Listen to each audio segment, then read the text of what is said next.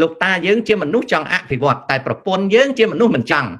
ហើយយើងគ្មានសិទ្ធិសម្រេចតែយើងត្រូវធ្វើដោយផ្ដាច់ខំមាត់សង្កត់ចិត្តត្រៀមខ្លួនណាពិនិត្យមើលត្រៀមខ្លួនហើយពិនិត្យមើលខ្លួនឯងថាតើសួរខ្លួនឯងនៅមុខកញ្ចក់ណាកូនណាសួរតើអញពិតជាស្រឡាញ់ស្រីម្នាក់នឹងឬទេតើអញមានអនាគតជាមួយស្រីម្នាក់នឹងឬទេណា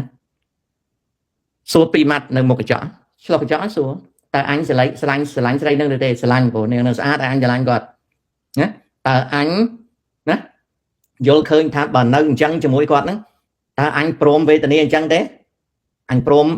ល្ងងខ្លៅអញ្ចឹងទេបើឆ្លើយតែព្រមនៅចុះចប់តែបើថាស្រីនឹងល្អស្អាត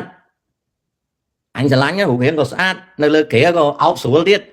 សម្ដីក៏ផ្អែមទៀតប៉ុន្តែនាងហ្នឹងអញចង់រស់ស៊ីមិនកើតអញចង់ធ្វើអីធ្វើមិនកើតទេនាងហ្នឹងគាត់មិនសូវចង់ធ្វើទេណាគាត់ចង់រស់នៅតែប៉ុណ្្នឹង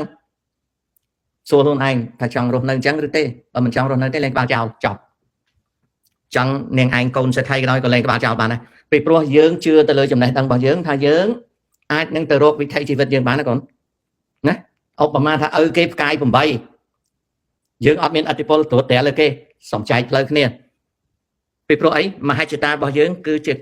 ការត្រួសត្រាយផ្លូវទៅរកជោគជ័យគឺដូចមកប្រពន្ធមានលុយប៉ុណ្ណឹងចង់កូនផ្កាយ7ក៏ដោយលើកលែងតែឪវាមកបាញ់អញលេងក្បាលចោលតបបាននេះគំនិតតាណាបើចៅឯងច្បាស់ចែកផ្លូវគ្នា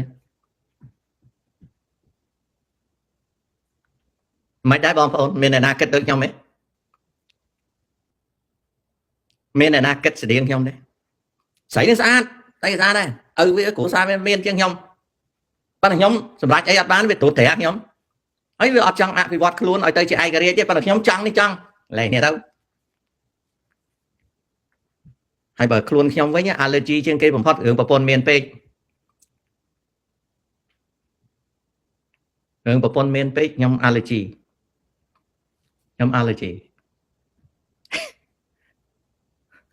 ខ្ញុំភរិយារៀបការទី1ខ្ញុំអត់មានឆ្លោះគ្នាទេប៉ុន្តែខ្ញុំក៏អត់ចូលចិត្តដែលឪពុកក្មេកខ្ញុំគាត់មកកែច្នៃផ្ទះខ្ញុំអីខ្ញុំអត់ចូលចិត្តទេណែឪពុកក្មេកខ្ញុំគាត់មកកែច្នៃផ្ទះខ្ញុំអីគាត់ហៅជាងមកធ្វើផ្ទះខ្ញុំអីដោយសារគាត់មានលុយច្រើនឪក្មេកខ្ញុំគាត់អ្នកទូធាណាហើយគាត់អត់មានយកលុយទេគាត់មកកែឆ្នះផ្ទះខ្ញុំអីស្មានតែខ្ញុំនឹងសប្បាយចិត្តខ្ញុំអត់សប្បាយចិត្តទេហើយខ្ញុំនិយាយប្រាប់ប្រពន្ធខ្ញុំថាឡូវទៅដល់មិនស្អីកំទេខ្ញុំប្រាប់ប្រពន្ធខ្ញុំថាគាត់មកធ្វើឲ្យអត់គិតលុយមិនស្រួលទេណែខ្ញុំអត់ចូលចិត្តអាណាមកកែច្នៃជីវិតខ្ញុំទេណាចុងក្រោយខ្ញុំប្រាប់ប្រពន្ធខ្ញុំថាយើងអស់និស័យគ្នាលេងគ្នាទៅអត់ឆ្លោះអត់អីទេប៉ុន្តែមិនចាំអញ្ចឹងខ្ញុំអត់ចង់ខ្ញុំជាមនុស្សមួយខ្ញុំគិតឃើញในជីវិតរបស់ខ្ញុំអត់មានណាទៅមកត្រួតក្បាលខ្ញុំពេកទេអញ្ចឹងហើយបានខ្ញុំរស់នៅស្រុកអាមេរិកងាប់ហើយឲ្យខ្ញុំទៅលេងពងហ៊ុនសែនខ្ញុំឈឺទ្រូងងាប់ហើយជួនកាលឃើញគេអ្នកធំមកអីទៅឲ្យបន្ទូលនេះគេខ្ញុំខ្ពើមខ្ញុំនៅមួយទេខ្ញុំកើតមកឯករាជ្យណាអញ្ចឹងសំណួរទៅចៅសួរហ្នឹងគឺគិតអញ្ចឹងណាគិតអញ្ចឹងឈុនស៊ីខ្ញុំយល់អរគុណណាស់ដែលបាននិយាយប្រាប់ខ្ញុំណាឈុនស៊ីខ្ញុំយល់តែខ្ញុំត្រូវសម្រេចហើយបើចំពោះខ្ញុំវិញខ្ញុំលែងគ្នាខ្ញុំអត់នៅទេខ្ញុំយល់ឃើញថាការត្រួសត្រាយផ្លូវសម្រាប់ជីវិតអត់មាននៅអញ្ចឹងទេប៉ុន្តែអាហ្នឹងវាជាចរិតរបស់ខ្ញុំតាំងពីដើមមកខ្ញុំអត់ចូលចិត្តស្រីមកតិចថាបាយហើយអីមកអង្គុយសឡុងអីចាតែមកអោបខ្ញុំអីឬក៏មកអង្គុយលើផ្លូវខ្ញុំខ្មាស់គេណាសុំអីតែខ្ញុំនៅផ្ទះអត់មាននឹកដល់ទៅក៏ខ្ញុំអត់មានត្រូវការប្រពន្ធខ្ញុំមកអង្គុយលើផ្លូវខ្ញុំអីមកអោបកខ្ញុំអីថើបខ្ញុំអីខ្ញុំតលាន់ណាហើយកុំប្រពន្ធខ្ញុំកុំបាយខ្នងដាក់ខ្ញុំបាយខ្នងដាក់ខ្ញុំតយម៉ាយឥឡូវហ៊ានដាក់បាយខ្នងដាក់ខ្ញុំតែម្ដងខ្ញុំប្រាប់តែកុំឲ្យធ្វើអញ្ចឹងណាអត់មានបាន2ដងទេខ្ញុំលេងចោលហើយមានការអីពេញចិត្តមិនពេញចិត្តនិយាយប្រាប់ខ្ញុំមកតិចមកដល់ផ្ទះអីដេកបាយខ្នងអីអត់ទេខ្ញុំអត់បានទេ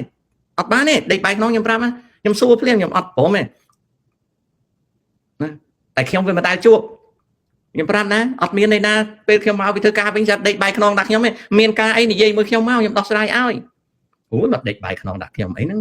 អត់បានទេតែបើពិបាកចិត្តរឿងអីប្រាប់ខ្ញុំមកខ្ញុំជួយដោះស្រាយឲ្យកុំយកអារឿងងឿកមកដាក់ខ្ញុំណាស្អាតប៉ុណ្ណាក៏ខ្ញុំលែងចោលដែរមិនមុខដូចម៉ែខ្ញុំទេខ្ញុំប្រាប់ទៅមនុស្សគោរពគ្នាទៅវិញទៅមកហើយរឿងមួយទៀតបើធ្លាប់ធ្វើបាយទៅទឹកស៊ីជាមួយគ្នាប្រាប់តែខ្ញុំរវល់ត្រឡប់មកវិញបាយទឹកមិនបាច់ចាំខ្ញុំទេខ្ញុំញ៉ាំបានខ្ញុំអត់ប្រកាន់ទេសម្លអីសាប្រៃហិលអីក៏ជូរអីក៏ខ្ញុំញ៉ាំបានអត់មានបញ្ហាទេអត់ទេអត់មានបញ្ហាណាអត់មានអាហ្នឹងខ្ញុំអត់ប្រកាន់ទេណាខ្ញុំអត់ប្រកាន់ទេទៅណាមកនៃអីមិនប្រាប់ខ្ញុំអីខ្ញុំទូរស័ព្ទរកអីកាន់តែឆ្លើយប្រាប់ខ្ញុំនៅទៅនេះទៅនោះបានហើយខ្ញុំអត់ចេះប្រកាន់ទេប៉ុន្តែក៏មិនញ៉ាំជាមួយខ្ញុំអីណាអង្គុយលើភ្លៅអីណា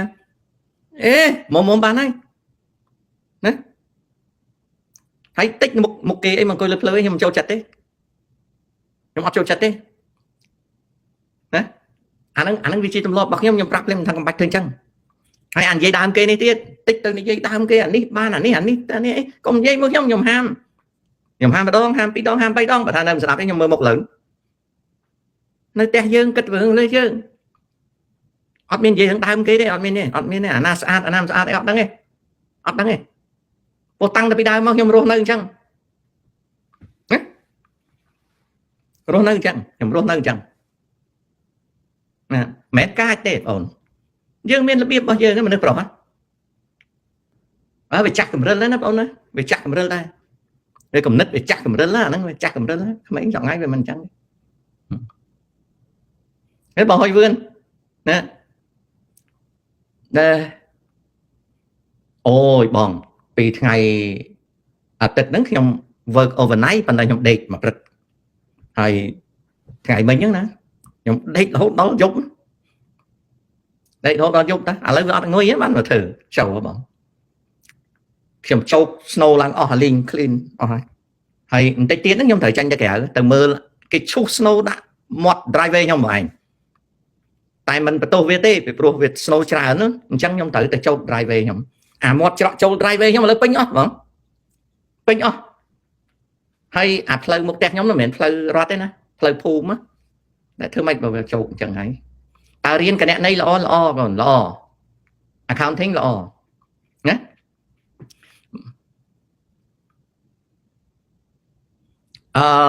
យីវមេឡើងថ្លៃមកពីមហាអំណាចខ្វះលុយចាយមិនមែនទេមកពីបំណុលតាមប្រទេសវាច្រើនដល់បំណុលវាច្រើនមេឡើងថ្លៃអូខេបំណុលពិភពលោកវាច្រើនមេឡើងថ្លៃណាហើយដល់មេឡើងថ្លៃខ្លាំងច្បាំងគ្នា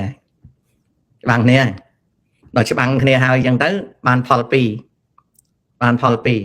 ផលទី1គឺកាត់បន្ថយចំនួនប្រជាជនដល់កាត់បន្ថយចំនួនប្រជាជនទៅកសាងសកទេសឡើងវិញទៅសេដ្ឋកិច្ចវាចម្រើនវិញអាហ្នឹងជាផ្នែកមួយនៃពិភពលោកណាអាហ្នឹងអញ្ចឹងខ្ញុំសូមលាសិនណាបងប្អូនអរគុណណាឥឡូវម៉ោង5ភ្លឺខ្ញុំទៅរួមមើលខាងក្រៅបន្តិចអត់តាន់ភ្លឺទេខ្ញុំម៉ោង7បានភ្លឺនៅយប់ណាម៉ោង7ព្រឹកបានភ្លឺ7ជាងបានភ្លឺ7កន្លះ7កន្លះ7 8បានភ្លឺឥឡូវហ្នឹង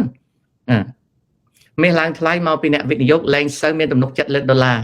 អត់ទេបើគិតរឿងហ្នឹងល្ងងបាត់យកដុល្លារឲ្យខ្ញុំអត់មានត្រូវការមេនាំធ្ងន់ទេឲ្យដុល្លារខ្ញុំអាមេរិកបើដុល្លារចុះខ្លាំងមែនទែនវាវាយចុយម៉ាយអស់គ្រប់គ្នាខ្ញុំនិយាយឲ្យស្រួលស្ដាប់តែកុំពិបាកពេកមើលអាណាមកកាច់អាមេរិកណាមកកាច់ឲ្យដុល្លារញ៉ៃហ្នឹងងាប់ហើយ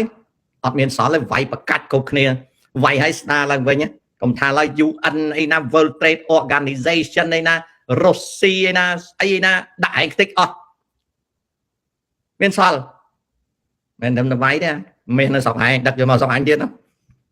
កុំមកឯងអីចាញ់សម្ដីអីដុល្លារគេលែងទុកចិត្តអីហើយសាកមើលbreak ចាញ់មកវាយមួយចោលលើកុំច្រឡំណា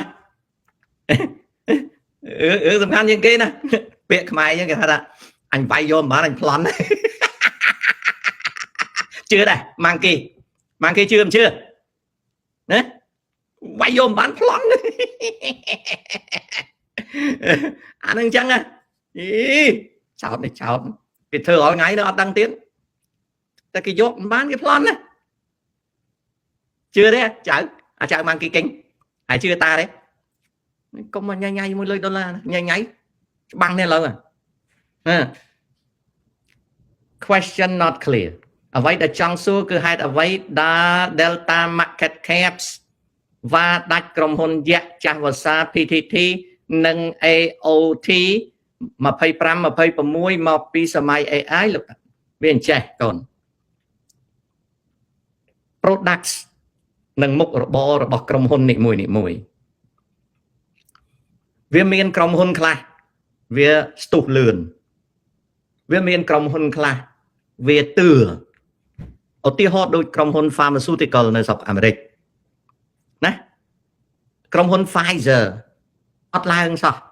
ក្រុមហ៊ុនដទៃអាចឡើងតែ Pfizer ហើយ Johnson អត់ឡើងมันបានសេចក្តីថាក្រុមហ៊ុនដែល stock គេអត់ស្ទុះឡើងអន់ទេប៉ុន្តែដោយសារតែ product គេវាអត់មានអីតាក់ទងទីផ្សារអញ្ចឹងគេអត់ឡើងបច្ចុប្បន្ននេះមានក្រុមហ៊ុនខ្លះវាឡើងលឿនជាពិសេសក្រុមហ៊ុនតាក់ទងនឹង electronic ហើយនឹងក្រុមហ៊ុនតាក់ទងនឹង energy ឬតាក់ទងនឹង AI ដូច្នេះវាជារឿងធម្មតាណា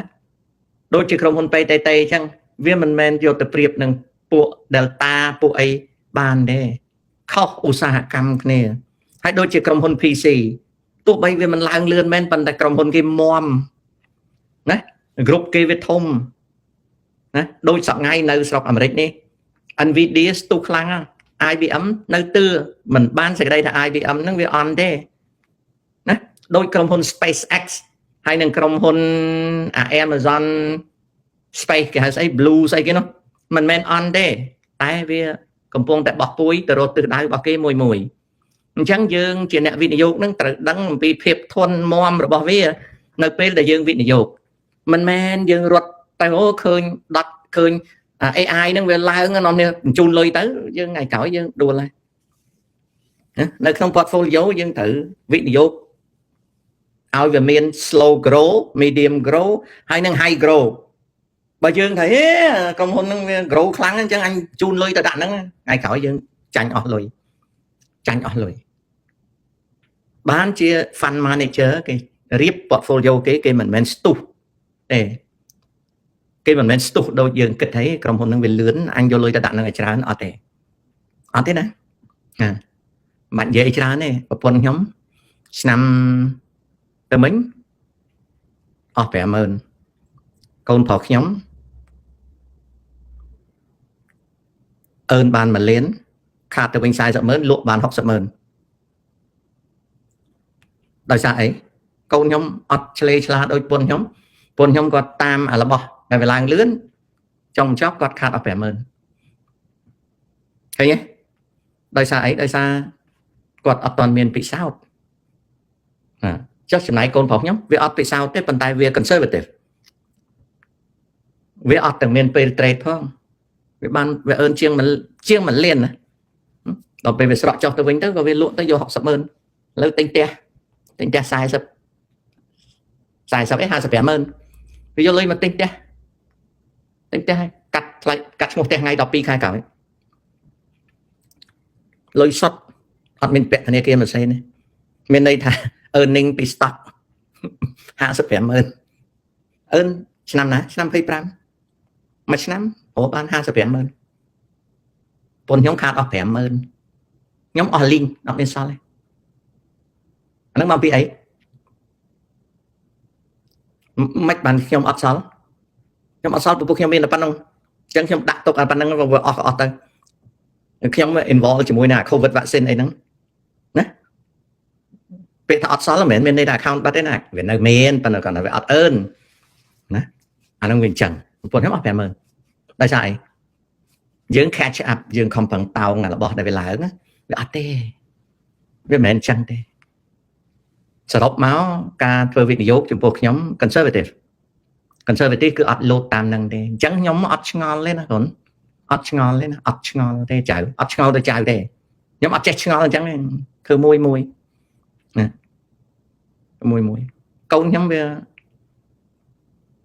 អត់ទេកូនខ្ញុំក្មេងប៉ុន្តែវាអត់ហក់លោតទេណាអត់ហក់លោតទេហើយវា diversify portfolio វាមិនមែនចេះតែលោតតាមគេទេអញ្ចឹងហើយរឿង trade ហ្នឹងខ្ញុំអត់និយាយទេខ្ញុំអត់និយាយទេតែរឿងមេអីហ្នឹងខ្ញុំមិនមែនមិនដែលណាតែខ្ញុំអត់និយាយមកពីអីបើខ្ញុំអត់និយាយខ្ញុំបោះបង់ចោលខ្ញុំឈប់យូរហើយឈប់20ឆ្នាំហើយខ្ញុំទៅនិយាយទៅអីណាអត់ទេតែបើសួរខ្ញុំរឿងទិញផ្ទះអាហ្នឹងខ្ញុំនិយាយពីព្រោះអីខ្ញុំចង់ឲ្យអ្នកដែលមានលុយទិញផ្ទះហ្នឹងមិនសមលុយបានទៅខ្ញុំនិយាយអ្នកណាដល់មកសួរខ្ញុំរឿង trade ខ្ញុំអត់តែនិយាយទេឲ្យតែសួររឿងមាសអីខ្ញុំអត់និយាយទេណា cryptocurrency អីអត់និយាយទេតែបើសួររឿងផ្ទះខ្ញុំមានយោបល់ពីព្រោះខ្ញុំចង់ឲ្យខ្មែរយើងយល់ថាគ្មានវិនិយោគអ្វីដែលកសាងបានងាយទេណា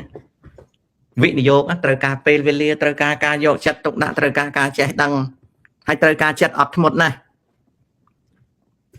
លុយវាអត់មានធ្លាក់ពីលើមេឃមកឲ្យយើងទេតលតែយើងប្រកបទៅដោយការអត់ធ្មត់ដូចកូនខ្ញុំចឹងមួយលានជាងអាណាត់ឲ្យមានមួយឆ្នាំណាវាទិញខន់ម្ដងរាប់លាន share ហើយវាទិញហើយវាទុកចោលហ្មងវាទុកចោលម៉ែវាប្រាប់តែលក់ទៅកូនអត់ទេវាអត់ស្ដាប់ទេព្រោះវាដឹងថាម៉ែវាអត់គិតដូចវាទេវាអត់មកទេដល់ឲ្យសួរថាម៉េចដែរកូនខ្ញុំអត់ស្គាល់និយាយទេតែអាទិត្យកន្លងទៅថ្ងៃព្រឹកថ្ងៃសៅរ៍នេះប្រាប់ខ្ញុំថាកាត់ឈ្មោះផ្ទះថ្ងៃទី12ខ្ញុំសួរតម្លៃប៉ុន្មានកូន 55,000 ធ្វើ house inspection engineer report អីហើយនៅធ្វើហើយបានគេរាយការណ៍ប្រាប់ខ្ញុំគេថាគេទិញផ្ទះអត់មានកក់លុយទេអត់មានខ្ចីធនាគារទេបានធ្វើ engineer inspection ហើយធ្វើ appraisal ហើយកាត់ឈ្មោះថ្ងៃ12ហើយខ្ញុំអត់មានសួរនាំអីទេគេរាយការណ៍ប្រាប់ខ្ញុំគេមកប្រាប់ខ្ញុំមិនបានគេប្រាប់ខ្ញុំពីព្រោះគេគោរពថាអូយើងទុកចិត្តគេក៏គេ appreciate ប្រពន្ធខ្ញុំអីហ្នឹងខំបានស្ដាយអូយមួយលានជាងនៅសល់តែ 60,000 អីអូគ្នាឃើញលុយទៅនេះកូនខ្ញុំអត់មកម៉ាត់ផងហើយវាធ្វើការពីទឹក10000ណាវាលក់ហ្គេមវាកាលនៅឆ្នាំ2024វាលក់បានពី10,000ឆ្នាំ2025ខ្ញុំអត់ដឹងវាលក់បានប៉ុន្មានទេវាក៏មិនដែរមកមិនដែរក៏ខ្ញុំឃើញវាលេងភ្លេងខ្ញុំចេះស្មានថាវាហ្នឹងអីបានប្រពន្ធខ្ញុំប្រាប់ថាអត់ទេកូនហ្នឹងវាលេងភ្លេងដាក់ហ្គេមតាឃើញវាលេងភ្លេងគ្រុំក្រាំងហើយចេះឆ្ងល់ថាម៉េចបានវាលេងភ្លេងទៅអីគ្រុំក្រាំងដោយ rock and roll អត់ទេភ្លេងដាក់ហ្គេមតាវាអត់ចង់ទិញភ្លេងគេយកមកដាក់ហ្គេមវាបង្កើតភ្លេងខ្លួនឯងអញ្ចឹងវាមាន instrument មានប្រដាប់វាញ៉ាំចំណីល្អវាធាក់កង់វាលេងកីឡាមានពេលវាបង្រៀនប្អូនវាក្រៅពីហ្នឹងវាទៅធ្វើការ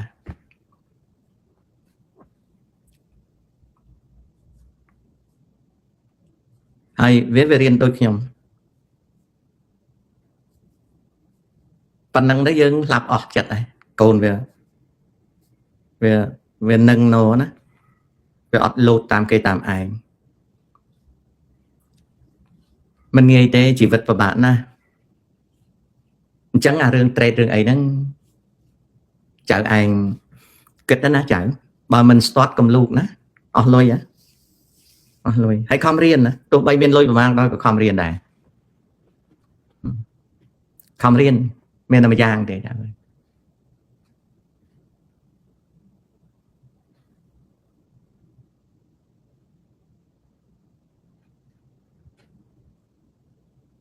សង្ហើយអ្នកសួរគឺអ្នកអត់រៀនសង្ហើឯងត្រូវដឹងថាអ្នកដែលសួរហ្នឹងណាអ្នកហ្នឹងមិនរៀនទេបើពិតជាចូលសាលាថ្នាក់ computer science គឺអត់មានសំណួរទេសង្ហើ អត់មានសំណួរទេណាបាទណាអត់មានសំណួរទេអត់សំណួរទេអត់សំណួរទេអត់សំណួរទេណាតែដឹងរឿងហ្នឹងអត់សំណួរទេ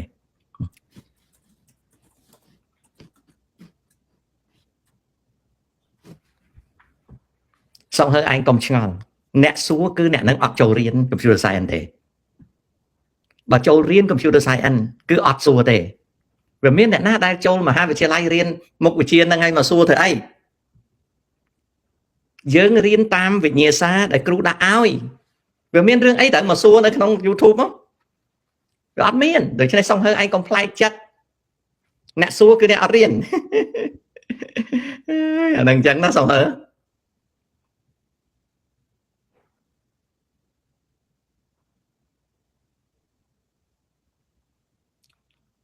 ូ